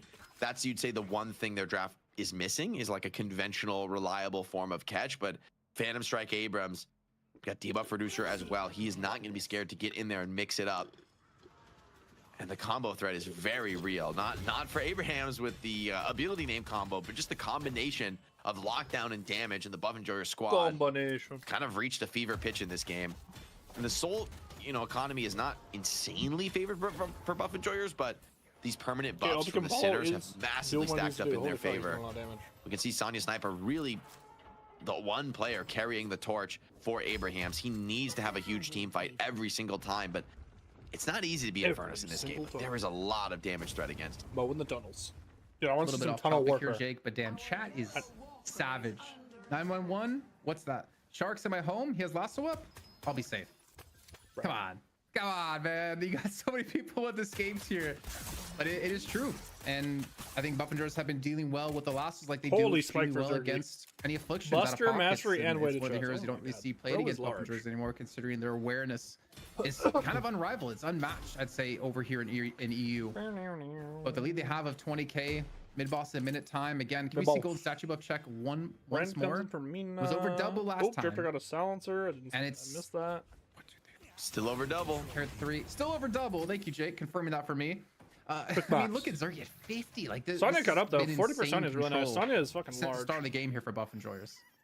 Yeah, like Sonya is strong in this game. A curse is picked up from Shark, so that's not great. Say, like, and we're back in the curse meta, baby. We're so fucking bad. But where you're gonna be lasso into curse. Holy shit! Is when the full roster of Buffengers is bringing all these Holy buffs to bear. We've returned to the hate grind meta. Oh my god! At this point, it has to be some kind of a refresher for Arzo. I haven't seen that before. Is this real? Do people buy a refresher? So it was in the last game. It was definitely a leak picked up instead, but maybe we have to hold time. I wonder if there's an item bug where it is like showing us refresher when it's actually something else. I think it's refresher, bro. Hold that thought though. Buffs up. It's refresher. Wow, double buff claimed by Abrahams. I'm really surprised they have control of the map to do that. I feel like you could do this. Was actually a little bit asleep at the wheel. I feel like the hybrid Geist builds I would like a lot. I'm not gonna lie. Movement buff on Geist is actually pretty nice, and he does have the refresher. This is interesting, man. They're going for cats on the right-hand side, and this could turn directly into a rejuve as well. They're going for a dive under the walker. Here was only 2 to defend. Zergy coming in for the back. I feel like if you're going like carry Geist, I don't know. Got death some available. We can catch on to anyone, though. I actually wouldn't hate it that much. Not the most ideal start to the fight. Billy, though, he goes down. It might all be worth it. An expensive commitment. Sonya is going to pick up the walker on the other side of the map. Defense, though, still going to be gone for with Earn. Snatch back the other way. Let's see if Buffengers preferring guys to so troll mileage out of this holiday. A lasso right now would be ideal. Maybe. Got a walker to play off, but he's the one in huge trouble. If you were like going full healing, beautiful catch from full Greg, drain, the follow-up is there. I could see the vision. But with this like playing M1 with it, it's probably really bad. A brutal game so far. I mean, he has struggled. Yeah. I don't hate it as much as other shows. One player who hasn't struggled though is Sonya, as you mentioned before. He takes a solo walker on the left-hand side while this is happening. Again, what's a walker gonna matter if you lose out on mid-boss? He has concussive combustion up. I feel like Abrahams almost have to go for it here. Like they have to commit to this fight. So brutal. Look, Warren Big for the bigger each said, yeah. If you're building carry, right, but can you really fight it? I think it's almost impossible. Like, yeah, Obakim just holding the Italian sign. I actually think it's correct not to contest here, as terrible as that is. This is the most uncontested mid-boss hard of a situation as you're in, but oh my god, in the end, even if you contest some of the rejuve blast hits with concussive, you're not winning the fight. You're just not from that kind of deficit, not from the strength across the board, and even concussive is not that good this game on its own, right? Like with Sanguine, Fermina, Tornado, Riposte, like pretty much every single character on Buff Enjoyers has a way to. It's just so hard for Abrahams now. Buff Enjoyers have like the fucking, they're ahead and they all have counter spells now. It's just not the team fight skill it might be in another kind of draft matchup. I mean, especially with the counter spells being picked up on top of like, the inherent abilities they have. I will say this though, for Abraham, like that sole difference we saw there on your screen, it's not really continued to improve for Buff Enjoyers. Rip Walker. Oh fucking 7 Walker. The less and less that 20k lead does matter, but these objectives being taken. I feel like someone's about to get deleted by this Phantom Strike. I can just feel it, bro. Where Abraham's really. I feel like our the guys with the pressure may get control in the game here, not necessarily to win them to win these fights, but to not really lose these fights. More important. So who actually ended up just going Slam up for Buff Enjoyers into like traditional? It feels like almost just a matter of time before they get a catch. All right, we'll see if this double life swap. I mean, he has the front line for it. It can impart are enough for Arzo. He's gonna have to tank through a lot. Nox Nostra thrown out by Cosmetico. Pretty much just zoning players back. This game though, over the speculative at best, but that's good enough to get a double shrine drop, and that is well worth it. Buff Enjoyer is already in a massive position to win this game. Still half the rejuve timer available as the Hidden King. I'm shocked how little falls in the first phase.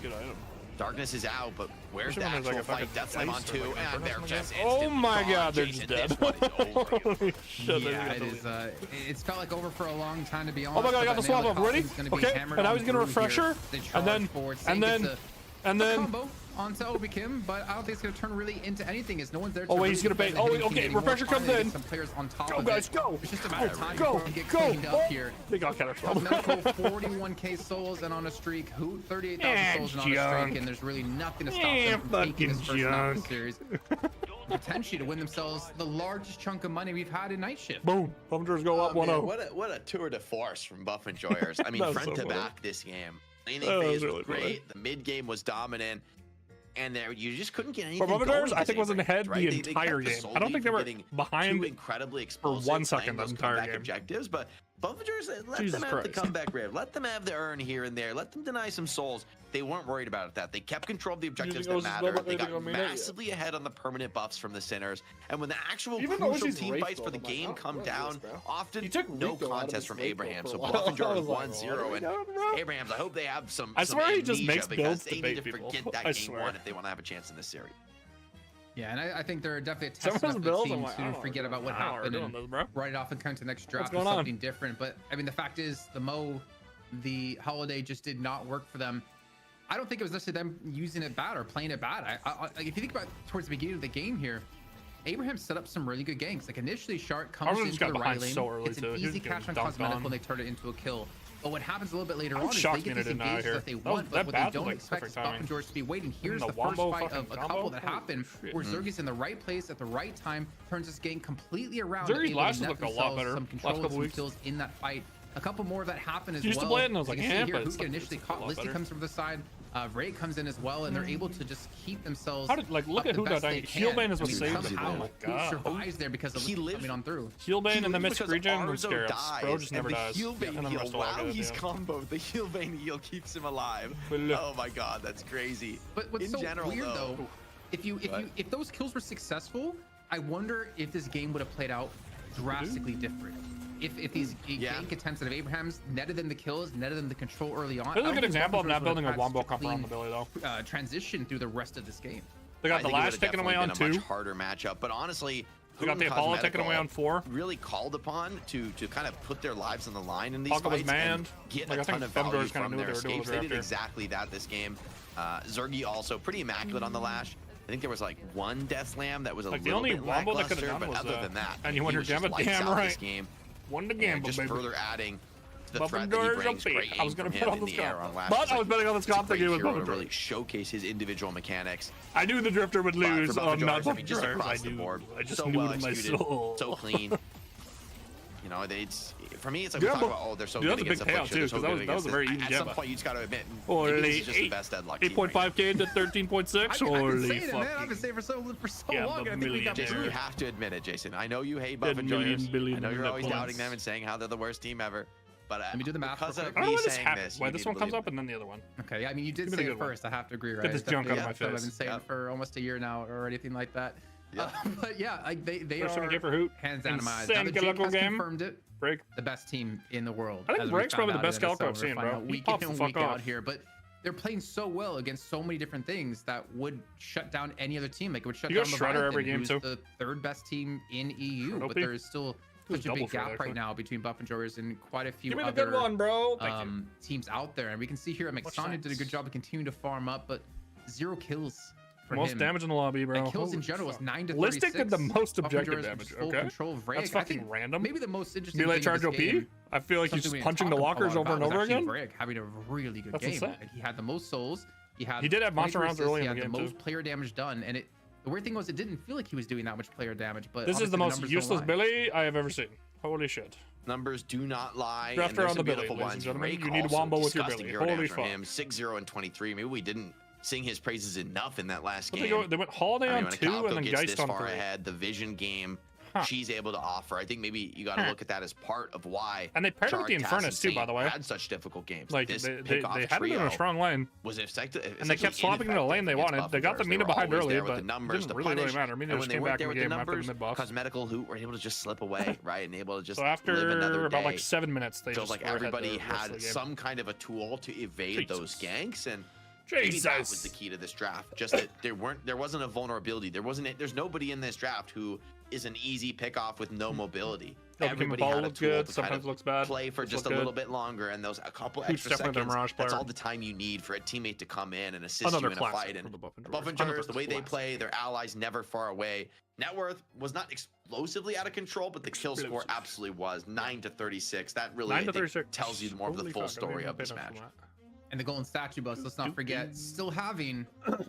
Good. I have confirmation over double the golden statue bus. Get the calculators out. Get the calculators out. Get my TI-84 that I put Mario on way back in the day, and that can help me out here. But this is this has been a very strong showing, as you pointed out. Able to get control of the game relatively early, keep fighting on the enemy side of the map, deny away those sinners, and continue to snowball from there. But that doesn't mean the series is done. It doesn't mean that Buff and Joggers have secured their portion of the biggest prize pool in Night Shift history. They still have to do it one more time. But Abrahams have the chance to turn it around. We're going to find out, though, after a short break and see what's going to happen in this series. I'm glad people are building Spirit Sap on Mina now, by the way. This item is like built for Mina. I think the item's just good, too. I feel like people just don't build it enough. Because he built it into like a lane that wasn't even that crazy for it. It was like Infernus Billy. But I feel like it just fits Mina so fucking well. Like, anytime you're playing into, like, Apollo, Pocket, like, this item's just good, bro. Okay, we have so much fucking Deadlock content to watch. Holy shit. First, animation. Meet the Gargoyle. Here, I'll move this over here so I can watch it. I didn't pause this right now. I didn't. Animations. We love animations.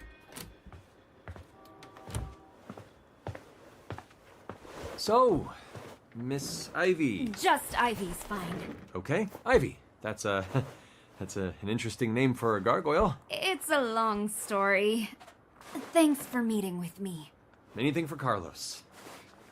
So, what type of work are you looking for? That's the thing. I don't know.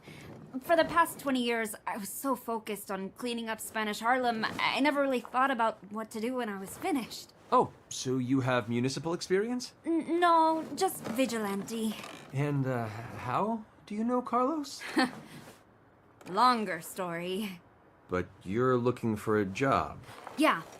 The Arroyos are wonderful people, and Carlos would never ask me to pay rent, but, like, now that Sophie's going to fancy college, I feel like I need to contribute. Not that dismantling the Mendoza Syndicate isn't contributing. Dude, this animation is crazy. That's just more contributing with a capital C, as opposed to, like, buying groceries. Right. So I was hoping that, you could point me in a direction. Well, let's see what we can do. What are your hobbies? That don't involve violence? Ideally. People watching. Though if I'm being real honest, that usually was the precursor to vigilante justice. Okay, what about special skills? That also don't involve violence. Please? I can fly. I can work with that. Nice. Anything else I should know? I care about people. Like, a lot. And I know that I'm not exactly your average applicant, but I work hard. And I learn fast, and I just want to help. Okay. Well, what do you think about these? Okay, that's 2 orange juices, 2 coffees, cheddar omelet with hash browns, cheddar omelet without hash browns, a short stack with extra maple syrup, and a waffle.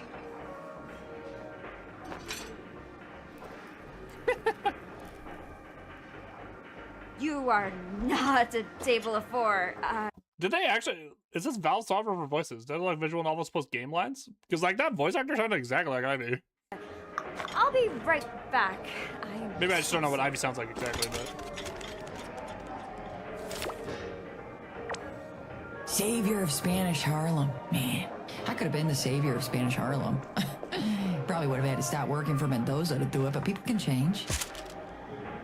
Like, these voice lines I know are just during the game, put but... myself in these situations. I feel like that's the problem.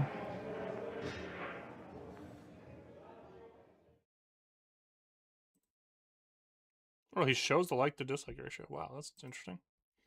Or whoever makes the channel, sorry. That was really good. Most ambitious project in my entire YouTube career, which started around October 2025. Matt Mercer jump scare, literally. I don't know where. Dude, like, I feel like this is just the Ivy voice actor, though. Does this not sound exactly like Ivy in game? I don't know if they just found somebody who was really good, but that was crazy good. Holy shit. Great cartoon pony. I'm assuming they did TF2 stuff back in the day. Yeah, they did TF2 animations. Like 9 years ago, though. Wow. That was really good. Holy fuck. That was incredible. It is? Okay. Yeah, because it said Valve Presents. I don't know if that was like a meme or if they were actually like Valve shit. That's cool. That was really cool. Alright, we start the Cyrus video. I've been wanting to watch this for a while. Mr. Cyrus. Hi, do you mind if I show you this build that I'm working on? Can I show you my build? It's just No, it's just real quick. I already have a thing like made. It's loading. It usually doesn't take. Can't you just leave? I'm dead. Oh my god. Spiritual overflow? Pastor Merkbag? Oh shit. You fucking live, Cyrus. You fucking live. Holy. Hybrid Ivy, it's fucking back.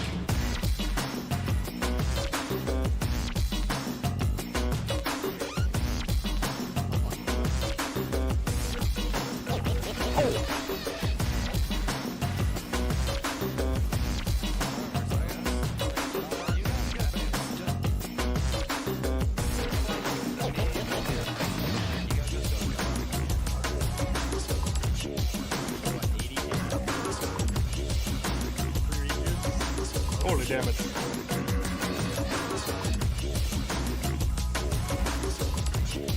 I think Cyrus is gonna be grinding this weekend. He's just waiting for Skeleton to get home so they can like grind rank.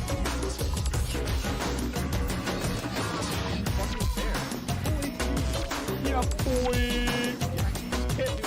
I think he's maxing thorns too. Or maybe ultimate thorns. Oh, looks like thorns is maxed.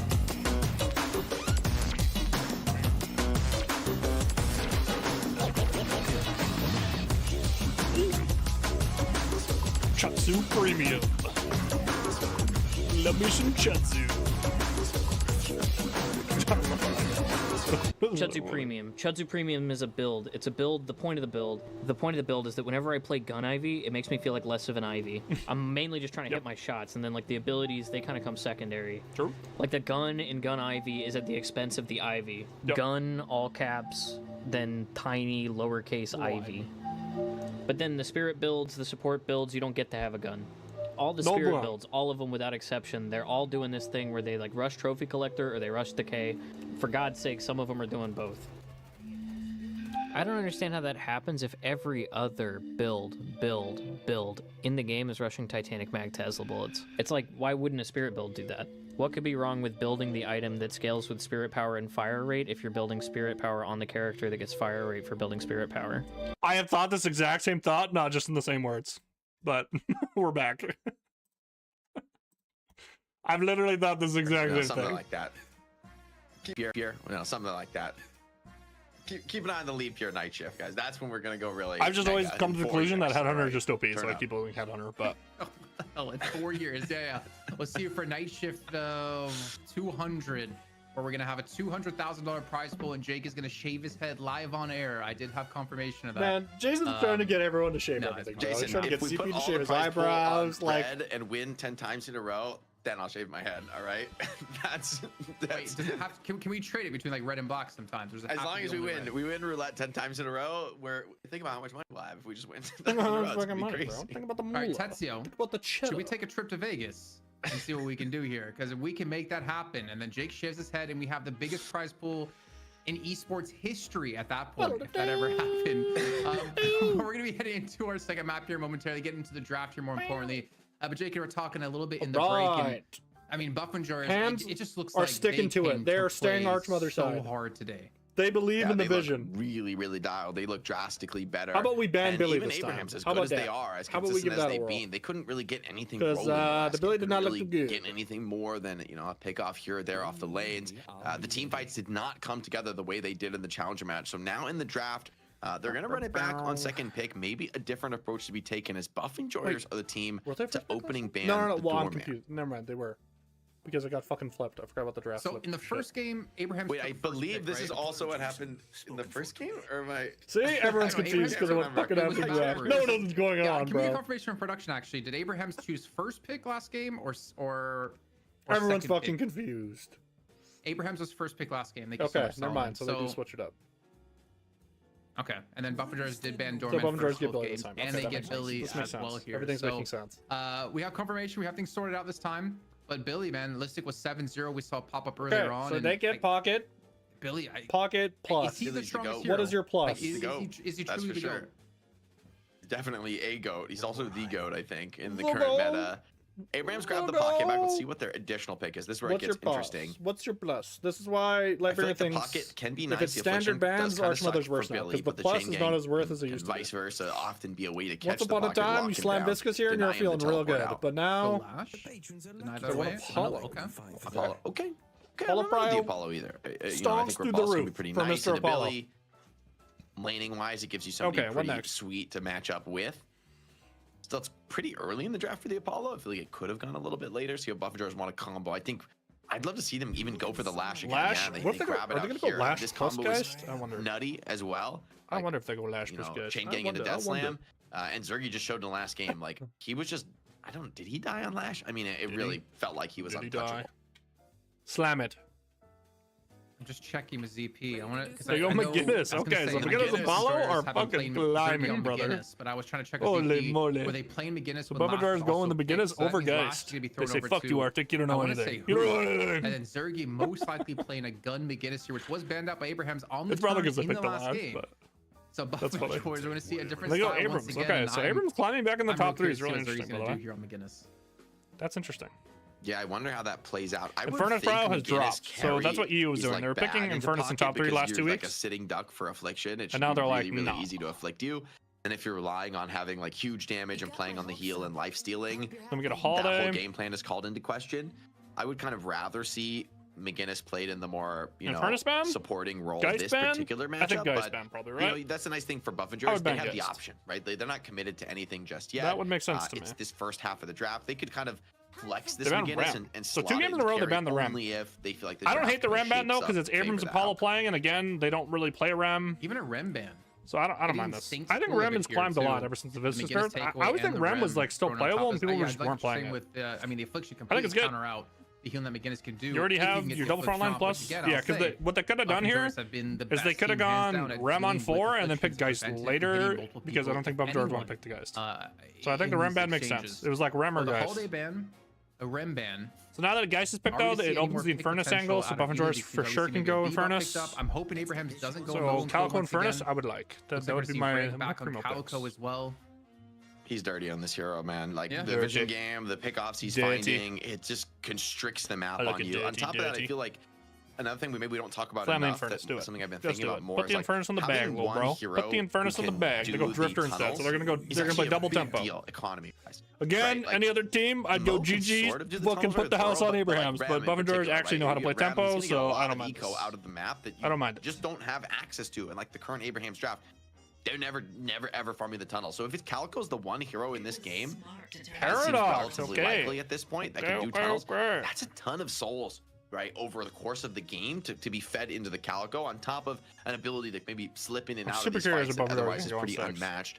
Drifter has not had success today, though, and Buffingers nonetheless I would not mind are still going to pick it up. I feel like just go Vistus on 6 and then go Yamato. Holy shit. We came on Drifter, if I'm not mistaken, of what I'm trying to seeing. do. And Obi can like send it down lane, and he still puts up. So why I don't like this though is you didn't get the Calico. Like if you're Hams and you wanted to play this way, I would have gone the Cali on 4 over the Geist. Pointed out, a little bit different. I think we've seen together picking Yamato Mina. quite a few more times over the last few weeks, but it's still just trying to fucking duel him, bro. It's not as meta as it used to be. Yeah, I feel like this Yamato hero. I think there's been some newer builds, like people have been building spiritual overflow and kind of scaling pretty well into the late game with more hybrid damage than we've seen in the past on Yamato. So select one target, and if that target obviously Shadow gets out, it can be rough. But again, it's another angle where they can buy Giga slowing hexes this game into Buffingers. Chase him down, stay on top of him for a lot of these It's a slowing hex city. That's going to be pretty valuable. The question is, can you stay on the front foot? I think this is a really, I would say across the board, a much more solid draft for Abrahams. Like they're getting a lot of these key, fighting characters that can pressure the enemy, put the screws to them. And it's actually Buffingers who I think maybe rely a little bit more on outnumbering their opponent. Calico and Drifter maybe turning the tables on a gank. Seems like it will not be 1 in 7 on Paradox. I did not know that. No problem with that from last game, but I think this game I do kind of prefer seeing McGinnis on like the more traditional Aura support role. Oh, it's really 7-0. It's not going to be Zergy, is it? No, 7-0 for Hoot McGinnis. Wait, maybe it's Hoot on Carry McGinnis. What does this mean? We literally just saw Billy lose. What does this mean? Hero record. Like this player playing the hero? What does that mean? I feel like eco on the McGinnis. But I think when you go like, I don't know, I guess I don't know what the build is for the character. Yeah, that's the other thing. This is like a P6 Paradox. So it's not going to scale as well, or it's going to take longer to scale. I just like the utility. Like the McGinnis utility with the wall and the heal is so ridiculously powerful. It's so nice in the team fight. I'd almost rather you be like more tanky than deal more damage. On the McGinnis too. We're going to see Obi Kim Drifter. I mean, the heal is insane. I think in my head I'm playing a lot of like what ifs, because obviously the heal is really good, but it also makes it really easy to hit an affliction if you're going to be staying on that heal. Like you're kind of indirectly helping their pocket out. So I wonder how it's going to play out in particular into this one. But I'm not as confident. I'm really like pocket's not really fighting. Obviously, this heal is just going to go ham, and I wouldn't be surprised to see them once again. This we saw before of Abraham's like Saint playing it. Again, it's like Guardians down early and use that early advantage to start getting ground and getting aggressive in the enemy jungle. It looks really. It looks like we're loaded into our game here, potentially our final insane. But if they get behind, I don't know. Insane prize pool. Buffingers don't have as good as lanes as they did last 3K into the prize pool on top of our 2K. That's a ton of money coming in from everyone else who's been watching, donating directly to the pool. Calico's like good in lane, but could get punished pretty hard. We'll it's gonna be a tough one to win here, but a lot of money on the line here between these two teams. I'll be quick. Yeah, I mean, Buffingers, if there's ever a week to lock up a rock solid 2-0, it'd be this one. So much cash on the line, but historically the games have been closer and closer. These money matches have been going to 3, and Abrahams, I think they've got a much more solid grip on this game with flexibility in the draft, less pressure to find some early pickoffs. On board early though in the mid lane. It'll be a Calico McGinnis lane. This is an interesting one. I can't say that I've necessarily seen this before. And Paradox, Paradox Yamato on the other side? I've absolutely seen this. Is a really sick classic poke lane. So Break and Hoot, they've got their work cut out for them. I wonder if we're going to see them go towards monster rounds for the early shove. Look for the Guardian, but I think sustain is going to be one thing they desperately need. Obviously, McGinnis does give quite a bit of that, but it's on quite a decent cooldown, to be fair, to get the heal up over and over again. a Geist Apollo on the left-hand side against a Drifter and a Mina. I think that's yeah, I don't know. I don't really remember if I've ever seen this kind of matchup before with like Mina Drifter together or like a Geist and Apollo. I mean, that's obviously a lot of harass you can do here on Abraham's side. I think, yeah, both pretty solid lanes there. Of course, the third and final lane. It's going to be, what is that? Billy Lash against Abrams Pocket. Yeah, all in all, I think mid lane is the one where I'm sort of like most questioning for buff enjoyers, right? Like how this Calico McGinnis are going to fare. If they can just survive, I think it'll be decent for them, but Yamato has a lot of pressure to put on, especially with this flying strike. Chasing for more kills is super realistic. I just don't see necessarily buff enjoyers taking an early tower to then rotate Hoot out to look for more towers in other lanes. I don't know if they have the shove that they need up against the Paradox. He was just full HP. What the hell happened, man? Together got smoked on a trade there. Actually a pretty big deal with the McGinnis heal coming out. Maybe buff enjoyers are actually stronger in this lane than I've given them credit for. Is there a chance he got hyperlined? I don't know. I can't imagine it. Maybe a parry or something. I would have heard the parry. So I think he just got kind of beamed down by Calico. And honestly, the Gloom Bombs plus melee combo, pretty disgusting for Calico. If she's able to fully connect on that. Mina putting on some presence against Apollo here. Flawless advance forced out. Not sure he's going to be able to get much of a connection on that. Listic, though, is going to go down. And for Saint and Sonya, really nice to be able to find kills. This is a lane where, man, when Pocky is a great hero, but when you get kills on lane, you kind of go to God mode status. And that's looking like the way this one's going to go. Like, you know, often the first kill is the precursor to some more. Kind of becoming unlocked here. I wonder if we'll maybe have some swaps come through, but we can see Listic returning back to the lane. It's not very often, though, you see like a Billy Lash combo. As well, speaking of getting low here, Shark, he's going to fall to Cosmetic, who picks up, I think, his second kill of the game now on this left-hand side. So maybe the right-hand side for buff enjoyers having a tough time. The left definitely isn't. Nice little freeze here from Geist. See if she'll be able to get much more of that. Obakim still getting decent amount of souls off the trade. Has to just run back for now. And I think the freeze can be held here for Geist. So really good lane management from Abrams. Trying to get something back on this side wave. And there is one unsung buff that we never really get to talk about. Or I mean, we see often is the Listic death buff. I mean, he gets to 0 and 10 or just 10 kill or 10 deaths. It really starts to amp up, and he's already on 1 so far. No chat loves to talk about that.